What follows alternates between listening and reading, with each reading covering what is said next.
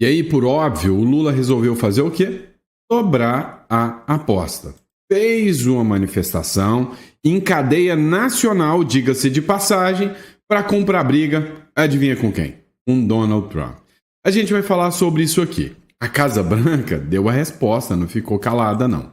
Hoje é dia 18, esse é o nosso segundo editorial do dia, nosso editorial da hora do almoço, é o almoço com política, e bora entender tudo que está acontecendo, tá? Vamos entender essa loucura do Brasil, né? Essa novela impressionantemente maluca que o Brasil virou. O Lula, ele fez um depoimento em cadeia nacional para acusar o Donald Trump. E detalhe, ele dobrou a aposta. Partiu para cima daquilo que o Donald Trump mais reclama que o Brasil faz: atacar as Big Techs. O Lula atacou as Big Techs. O ponto interessante é que a Casa Branca rebateu o Lula e disse que o Trump não é nada mais, nada menos do que o líder do mundo livre, enquanto o Lula contra o mundo livre. Ou seja, a briga está cada vez mais acirrada. No momento em que o Lula estava fazendo seu depoimento, teve panelaço. Vou trazer a cobertura da Sandra Bronzina, lá do Conexão Política. Eu achei bem interessante ela falando da polarização que se tornou o Brasil. Enquanto de um lado o presidente da República faz pronunciamento, do outro tem panelaço contra o presidente da República no pronunciamento. E aí o Lula, né, tá se achando, acha que vai ganhar mais popularidade atacando o Trump. E era sempre o que ele quis, né? As últimas pesquisas aí, não sei de onde que eles tiraram isso da cabeça, dizem que o Lula ganha as eleições de todo mundo, só porque ele atacou o Donald Trump. Eu não acredito. Para mim, é uma pesquisa furada. Por outro lado, vamos falar do Supremo Tribunal Federal. O ministro do Supremo Tribunal Federal, Alexandre de Moraes, foi acionado na OAB, né? Vamos aguardar o posicionamento da OAB e como que a OAB vai se posicionar nesse caso. Houve outro pedido de impeachment de ministros do Supremo Tribunal Federal. Dessa vez não foi Flávio Dino, dessa vez não foi contra o Alexandre de Moraes, foi contra a ministra Carmen Lúcia do Supremo Tribunal Federal. Ou seja, a gente vai falar para vocês o motivo, né, e o que ocasionou esse pedido de impeachment contra a ministra do Supremo Tribunal Federal. Outro ponto que chamou a atenção é que há uma acusação de que o governo Lula está utilizando robôs. E aí, uma publicação feita pelo Poder 360, foi repercutida também pelo Danúzio aqui, fala dos superpublicadores do Lula. Mas o que são superpublicadores do Lula? É humanamente possível ou tem treta nesse negócio? Também teve a AGU, que hoje é um braço direito do Lula e não da população brasileira, atua, né, ali com defesa ferrenha ao governo Lula. E aí vem uma denúncia de que a AGU recebeu 1,7 bilhão de real em honorários só em janeiro, né? Só o advogado-geral da União, só no mês, ganhou 193 mil a mais. E aí dá para vocês entenderem um pouquinho, né, por que a turma gosta tanto de estar no governo petista e por que o dinheiro não dá para nada, né? Ou seja, os salários, né, nada ilegal, mas os salários, né, os super salários da elite do governo supera aí e muito, grandes empresários, pessoas que ralam muito, né, para produzir emprego, para gerar emprego, vem servidores públicos ganhando muito mais do que o pagador de impostos. E aí veio o Kim Kataguiri, merece os parabéns, fez um projeto de lei contra o honorário de 2,1 bilhões da AGU. Nós vamos falar sobre tudo isso nesse editorial, está repleto de informação, seja muito bem-vindo, é sempre um prazer ter você aqui. Só para lembrar, você que ainda não é inscrito no canal, inscreva-se no canal, compartilha, curta, é importante. Nosso canal é preparado para você, tá? Sempre com informações relevantes. A gente não traz nenhuma matéria que não esteja muito bem calcada em informações que circulam aí e verificados, então você não vai ter risco nenhum em seguir o nosso canal. E é até estranho, né? Num regime onde você fala que você tem riscos em acompanhar um noticiário. Olha que situação que nós chegamos, tá? E outro recado que eu deixo para vocês, olha, pessoal, uma hipótese importante é você ter um plano B, né? Uma segunda opção. Eu falo sobre vários argumentos aqui do porquê é necessário ter um plano B em relação ao Brasil. Vou te dar um exemplo. Com as falas do Lula, com as ações do Lula, você acha que o Brasil está 100% livre de entrar em um conflito internacional? Pois é, lá na Ucrânia tinha muita gente que pensava isso. E aí o que aconteceu com a Ucrânia? Veja bem. E aí imagina a situação daqueles pais, né, que viram seus filhos serem enfiados dentro de navios para ir guerrear contra russos, homens, mulheres. Então, eu, como pai, e provavelmente você como pai e avô, fique imaginando seu filho, seu neto aí com quase 18 anos, tendo que ir para uma guerra para lutar a favor deste governo. Então, é sempre bom você ter um plano B e uma segunda residência. O Uruguai é interessante. E é lógico, vai ter gente que falar, não, mas isso é alarmismo, o Brasil nunca vai entrar num embate como esse. Será mesmo? Então, um plano B é Uruguai, fronteira seca. Se for preciso, você põe o seu filho dentro do carro, leva para o Uruguai, põe ele estudar medicina, que é de graça, uma faculdade renomada. Esse é um dos benefícios do Uruguai. Então, entre em contato aqui, tá? Seja residente do Uruguai. A gente vai te aconselhar em todo o trâmite, te acompanhar em todo o trâmite, uma das assessorias mais completas do Brasil. É só entrar em contato aqui, agendar sua consulta e obter todas as informações. Fechado? Mas bora de informação, que eu sei que você está aqui por isso. Vamos começar. É o seguinte, o governo Lula começou, a noite de ontem, fazendo um pronunciamento em cadeia nacional. E nesse pronunciamento, ele fez ataques ao Trump, fez ataques às Big Techs, fez ataques a medidas dos Estados Unidos, e isso incomodou muito a Casa Branca. No pronunciamento do Lula, o Bruno Zambelli, que é um deputado, ele falou o seguinte, olha, preparem-se, o Lula acabou de subir mais um degrau. O Lula está cobrando, situações dos Estados Unidos e ninguém sabe qual será a reação que os Estados Unidos vai tomar. A que nível pode acelerar a venezuelização do Brasil. Tá? Então, o pronunciamento do Lula mostra que ele está disposto a partir ainda mais para um embate direto com Donald Trump, cumprindo aquilo que eu venho falando para vocês e não é de hoje. O Lula quer sanções ao Brasil para colocar a culpa da desgraça econômica que foi feita no Trump. Ou seja, tem 2 anos e meio, picanha tá caro, o ovo tá caro, não chegou a picanha, cervejinha não dá para tomar, vai ter imposto, um novo imposto a cada 37 dias. Hoje até o Supremo, derruba o Congresso e deixa o imposto aumentar, ou seja, vai ficar num nível alarmante. Mas a culpa, é óbvio, o Lula vai colocar no Trump, bem no modelo Maduro venezuelano de ser. Veja a manifestação do Jeffrey Chechini, que é advogado, que falou que o Lula é um canalha ao fazer esse tipo de pronunciamento. Escuta só. Como é canalha esse sujeito. Foi agora em rede nacional enfrentar a maior potência do mundo, enfrentar o Donald Trump. Ele está querendo uma taxação de 100%, de 200%. É óbvio. Ele quer essa guerra econômica, essa guerra contra os Estados Unidos, porque ele quer vender o Brasil para a China. Isso é óbvio. E teve a cara de pau de falar que no Brasil existe, nos processos da trama golpista, devido ao processo legal, existe... Vamos lá. É importante a gente dar uma pausa aqui para explicar para vocês. Esse advogado que está falando, o senhor Jeffrey Chechini, ele é advogado do Felipe Martins. Ele entrou em embates diretos com o ministro Alexandre de Moraes na última oitiva da semana passada. Das 21 testemunhas arroladas no caso Felipe Martins, o ministro Alexandre de Moraes dispensou todas, apenas uma compareceu. 20 foram indeferidas. Isso é o que a gente pode chamar de devido processo legal?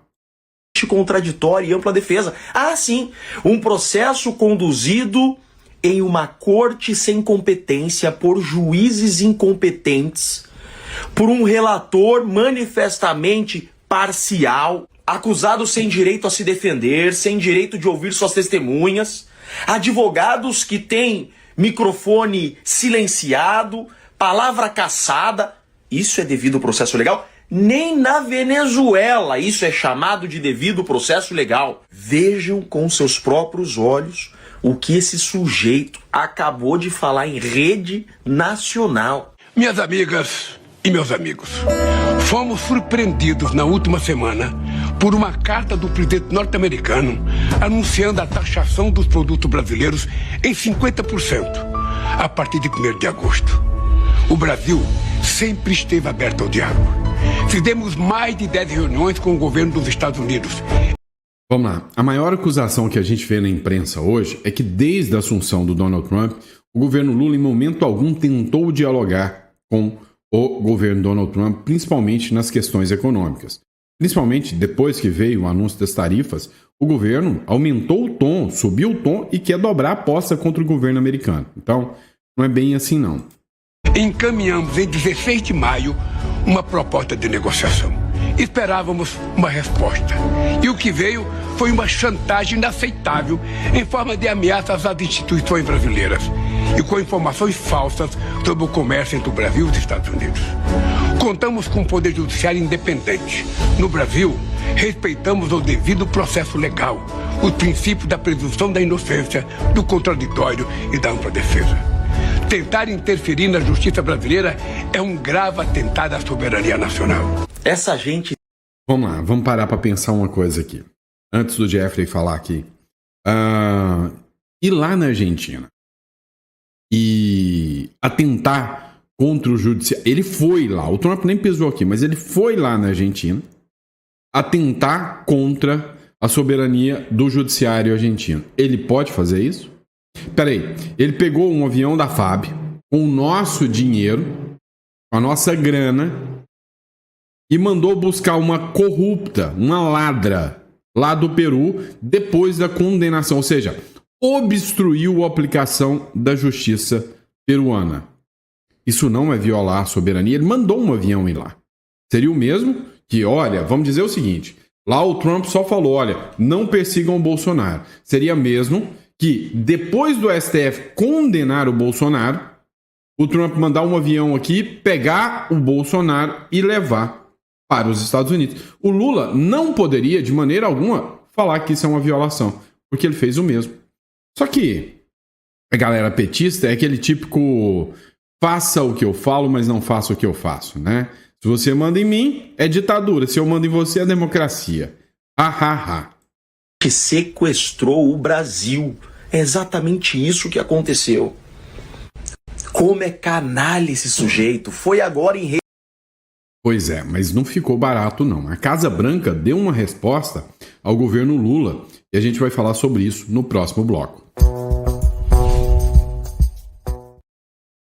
Pois é, pessoal. A secretária de imprensa lá da Casa Branca, que é a Karoline Leavitt, rebateu nessa quinta-feira, né, o discurso e as declarações do presidente Lula. Ela disse, numa entrevista à CNN americana, mesmo canal que o Lula foi lá e deu uma entrevista, né, atacando o Donald Trump, ela afirmou que o mandatário dos Estados Unidos, Donald Trump, não foi eleito para ser o imperador do mundo, né? Ela disse que ele foi eleito e ele é não um imperador, um líder, mas do mundo livre. Mundo esse que o próprio Lula se afastou. The president is certainly not trying to be the emperor of the world. He is a strong president. Ela falou, o presidente certamente não é o imperador do mundo, ele é um presidente forte para os Estados Unidos da América. President for the United States of America, and he's also the leader of the free world. E também um líder do mundo livre. We've seen a great shift across the entire E temos visto uma grande mudança em todo o globo por causa da forte liderança desse presidente com relação ao Brasil. O presidente enviou uma carta ao Brasil, anunciando a sua nova porcentagem tarifária. E também instruiu o nosso embaixador, Jamison Greer, a iniciar uma investigação com a seção 301 da Lei de Comércio de 74, criada para tratar de ataques estrangeiros injustos que estejam atentando contra a nossa soberania. Há anos, sabemos que as regulamentações digitais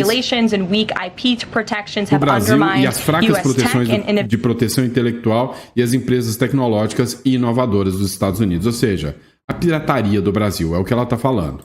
Companies and their tolerance of illegal E sua tolerância ao desmatamento ilegal e outras práticas. Deforestation and other environmental practices puts American producers, Ambientais colocam manufacturers, os farmers produtos and ranchers americanos, who os follow fabricantes e os better environmental agricultores standards at pecuaristas a que seguem padrões ambientais disadvantage. melhores em desvantagem competitiva.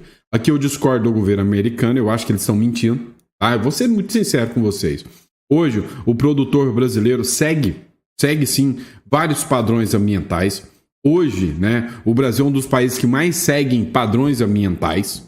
Tá? Então, a minha visão é essa. Então, eu discordo totalmente aqui do posicionamento do governo Trump quando ele fala de questões ambientais. E aí, cá entre nós, ele está parecendo mais um discursinho aí do Macron, né, de esquerdista. Nesse ponto, eu discordo. Agora, com pirataria, o Brasil tem, viu? So this president always acts in the Portanto, esse presidente sempre age da melhor maneira no interesse do povo americano e dos Estados Unidos da América. best interest of the American people and the United States of America, and he will continue to do so. E ele continuará a fazê-lo. É óbvio, o cara foi eleito para ser o presidente dos Estados Unidos. Ele vai buscar o que é melhor para ele. Agora, uma coisa é certa. O Donald Trump viu aqui, né, um embate econômico e, lógico, quis colocar a questão política, que é óbvio, né? Tanto para o Trump quanto para nós brasileiros, Bolsonaro é melhor que Lula. Alguém tem dúvidas? Mas é o seguinte, durante o pronunciamento do Lula, o povo brasileiro resolveu se manifestar também com um panelaço. Foi pronunciamento de Lula e panelaço dominaram as redes em meio ao tarifaço de Donald Trump. Vou trazer aqui uma reportagem da Sandra Bronzina, lá do Conexão Política, para vocês. Escutem aqui. O Lula fará um pronunciamento às 20h25 sobre o tarifaço do Trump. De maneira orgânica e sem liderança política, está circulando nas redes sociais uma reação, um panelaço durante o pronunciamento. O governo tentará impor uma narrativa para justificar um erro crucial que pode levar à falência de centenas de empresas e indústrias em todo o país. É importante reagir rapidamente. Inclusive, pessoas que votaram no Lula e se arrependeram estão aderindo ao movimento. O pronunciamento do Lula tentará minimizar o tarifaço de Trump. Mas a crise é muito mais profunda. Ela é resultado de o Brasil estar se afastando de princípios democráticos, estar afetando as liberdades individuais e os direitos fundamentais. Trump justificou suas tarifas pelas medidas autoritárias praticadas pelo governo Lula e pelo STF, pela sua aproximação com países como China, Rússia e Irã. A OEA alertou que se o Brasil continuar violando princípios democráticos, as tarifas inclusive podem dobrar. Denúncias graves e documentos em cortes internacionais apontam perseguições a opositores desde 2019, ações tomadas pelo STF e intensificadas em 2020. Ao invés de corrigir o rumo, Lula reforça alianças autoritárias e ignora entidades globais. A crise é política, não é só econômica. O tarifaço é uma consequência direta da decomposição das nossas instituições. Não é sobre economia, mas sobre valores democráticos. Enquanto o governo culpa a oposição, o Brasil se isola cada vez mais diante do mundo. Quem cala consente. Por isso somos chamados a reagir com força às 20h25, levantar as nossas panelas, fazer muito barulho, filmar tudo e postar nas redes sociais. A resposta será o barulho da liberdade contra o silêncio da repressão. Olha só, eu já tinha comentado com vocês aqui acerca do posicionamento do Donald Trump, tá? Ou seja, a minha visão é que o Donald Trump, ele tomou sanções econômicas, ou seja, eu não tenho dúvidas, em momento algum, né, que as sanções que o Trump aplicou, né, as sanções que o Trump colocou são sanções econômicas, tá? Econômicas, contra o Brasil, mas por causa de falhas políticas, não do Brasil, mas do próprio governo. Agora, onde isso vai parar? Não sei. Não sei. Pode dar força ao Lula, e isso me preocupa. Pode dar uma pressão ainda maior contra o governo Lula, porque cada cabeça é uma sentença, embora exista um processo. Na Venezuela deu certo, em Cuba deu certo. Temos que torcer para que no Brasil o preço das coisas fale mais alto em 2026 do que literalmente a narrativa do governo. Vamos falar agora do Supremo Tribunal Federal. Pois é, o advogado Jeffrey Schichini, que eu coloquei o vídeo para vocês agora há pouco, acionou a OAB contra o ministro Alexandre de Moraes e alega que houve uma violação inaceitável das prerrogativas dos advogados. O advogado Jeffrey Schichini acionou a Ordem dos Advogados do Brasil contra o ministro Alexandre de Moraes após ter o microfone silenciado durante a sessão do STF. Você deve ter acompanhado o embate comigo, né? Que eu falei para vocês. O Jeffrey Schichini, no momento em que ele fazia ali, né, a coleta de informações do depoimento do general Gonçalves Dias, aquele que era o general do GSI, deu água para, né, os invasores do 8 de janeiro, pois é, o Jeffrey Schichini fez algumas cobranças. O ministro Alexandre de Moraes não gostou e cortou o microfone do advogado Jeffrey Schichini. O Schichini é responsável pela defesa do Felipe Martins. Você deve saber do caso, ex-assessor do Bolsonaro, que foi acusado de ter fugido para os Estados Unidos, embora, né, provou-se que era uma mentira, isso nunca aconteceu. E aí ele cobrou da entidade, da OAB, o envio de representação ao CNJ, ao Conselho Nacional de Justiça, para apurar suspeita de abuso de autoridade e violação de prerrogativas funcionais.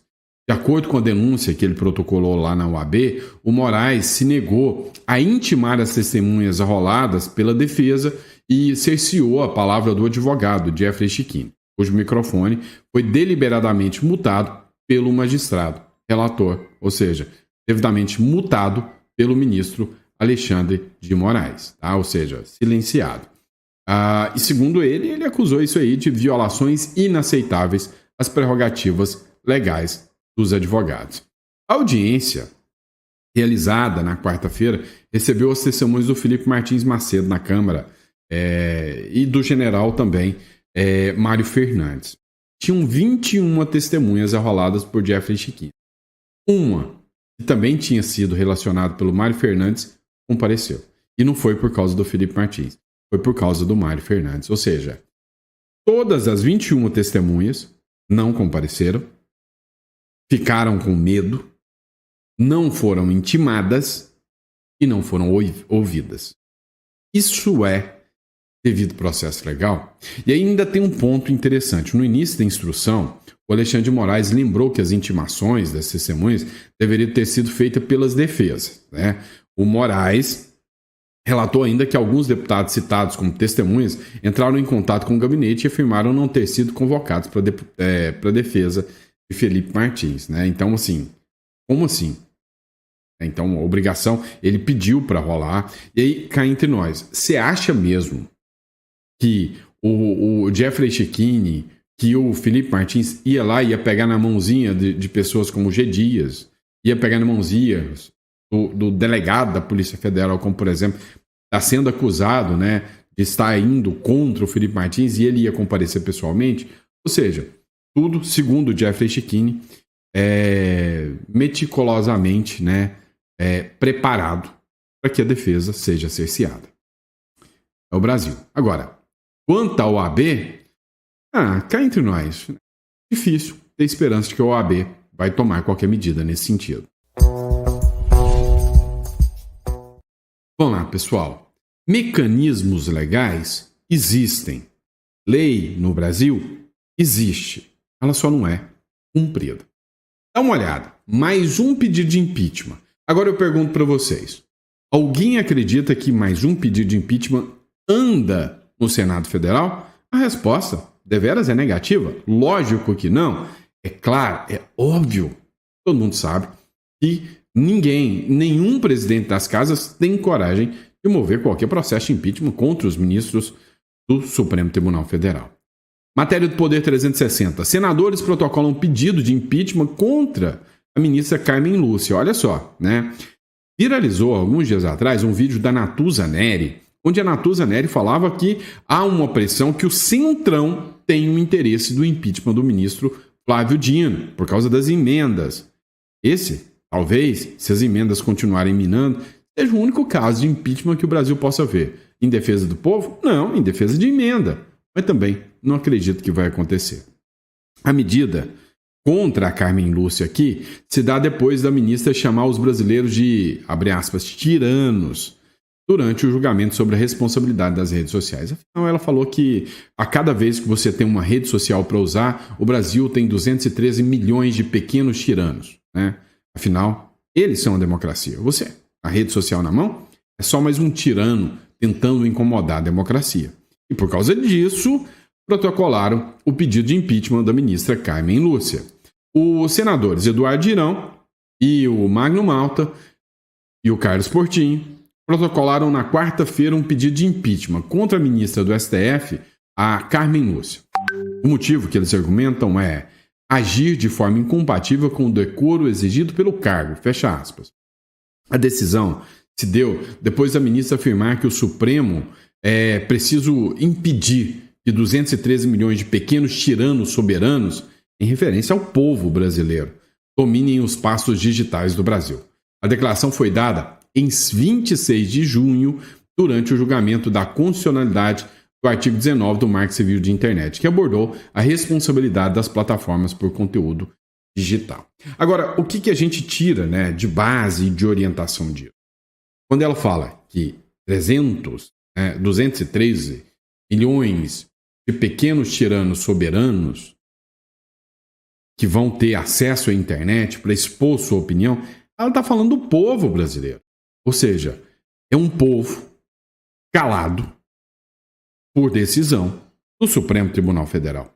A regra da lei, ou da própria Constituição, é todo poder emana do povo. Eu acho que algumas figuras que deveriam interpretar a Constituição mal sabem ler a Constituição. Em vez de ler todo poder emana do povo, leem que todo poder mama no povo. Só pode ser isso. E aí, quando a gente fala em utilizar as redes sociais, o povo utilizar as redes sociais, vem quem pode utilizar com todas as características mais absurdas possível. Dá uma olhada nessa postagem aqui, né? Foi repercutida pelo Poder 360, aqui pelo Danúzio também. 31% dos posts, né, pró-governo em redes sociais vem de superpublicadores. Como assim? O que é superpublicador? Por que o governo Lula pode fazer isso? E até agora o STF não deu 48 horas para se explicar, não deu notificação nenhuma. Vamos entender isso? Olha só. Autor. Um tal perfil de Gilson Arage, 90635, teve um volume de publicações, né, em uma hora de 5.641 publicações. Né? Teve 613 menções por hora, ele foi mencionado 603 vezes por hora, e chegou a 20 publicações por minuto, uma publicação a cada 3 segundos. Mas é simplesmente o The Flash, né? Uma pessoa muito rápida. E aí, quando a gente observa ainda o QI de uma pessoa esquerdista, é meio complicado ter uma pessoa tão ágil assim. Né? Então é meio complicado. É óbvio que isso levanta suspeitas.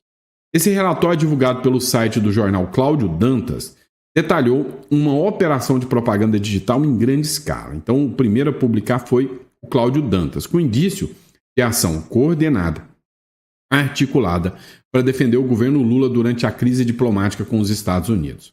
A análise de 1,66 milhão de postagens na plataforma X, antigo Twitter, identificou uma rede de contas que produz um volume anormal de conteúdos para reduzir críticas ao petistas e direcionar ataques contra a oposição. Meu canal é alvo de robô desde 2023. Desde 2022, na verdade, um monte de robô fazendo ataques, tudo coordenado. A gente sabe disso. Entre os dias 9 e 14 de julho, 149.850 usuários distintos geraram 1,66 milhão de publicações com frases de apoio ao Lula, com o governo, né? Como "estamos com Lula" e "Bolsonaro taxou o Brasil". Desse total, um grupo select de apenas 1.000 perfis, chamado de superpublicadores, foi responsável por 515.270 posts, o que equivale a 31% de toda a análise feita. Ou seja, eles podem utilizar a internet, esses pequenos, super perfis, robôs, tiranozinhos, podem usar a internet da forma que bem entenderem. Já você, cuidado com o que você vai deixar de comentário aqui no nosso canal e na nossa publicação, tá bom? Pois é, pessoal, obrigado pela confiança, pela credibilidade aqui no nosso canal. É sempre um prazer enorme estar aqui com vocês. Pessoal, recadinho rápido para vocês. Para você, que acha que o Brasil realmente deixa a desejar, para você conseguir construir um patrimônio na sua vida, já pensou em estruturar uma holding familiar, uma offshore ou uma saída fiscal do Brasil? Olha, são várias pessoas que já têm um certo patrimônio que estão preocupados com a situação do Brasil. A holding, ela te traz vários benefícios. Um dos principais benefícios é que você foge do inventário. Você já passou por um inventário? Você já viu o preço daquilo? Você já viu a dor de cabeça daquilo? E o quanto aquilo trava o seu patrimônio? Pois é, com uma holding bem estruturada, você não precisa mais de inventário. Outro ponto positivo é que você consegue reduzir impostos de maneira lícita. Legal! Olha só, eu tenho um cliente, esse cliente recebe um valor significativo. Recebe mais de 1,5 milhão por mês só de aluguel. E sem a devida orientação, ele recebia isso na pessoa física, pagando 27,5%. Na pessoa jurídica, na holding, cai para 11,3%. Olha o tamanho. Eu tenho um cliente, ele tem um faturamento médio, na empresa que ele tinha, de 1,2 milhão por ano. E aí o detalhe é que o contador, sem a devida orientação, tributava tudo pelo Simples Nacional. Olha só, o cara estava tributando a 19%. Uma holding cai para 11,3%. Ou seja, muito menor, muito mais vantajoso. Então você consegue, dentro da lei, reduzir sua carga tributária. E cá entre nós, você consegue também fugir dessa loucura que é o Brasil, blindando o seu patrimônio. Tanto com uma holding, você tira do seu CPF e você deixa de ser exposto. Ou com uma offshore. Lá no Uruguai, por exemplo, você consegue fazer a saída fiscal e ter uma SAS, uma Sociedade Anônima Simplificada. Com isso, você pode ter uma estrutura protegida por uma legislação séria, não é essa coisa que nós temos no Brasil, que qualquer um interpreta do jeito que quer, que espirrou o juiz da desconsideração da personalidade jurídica.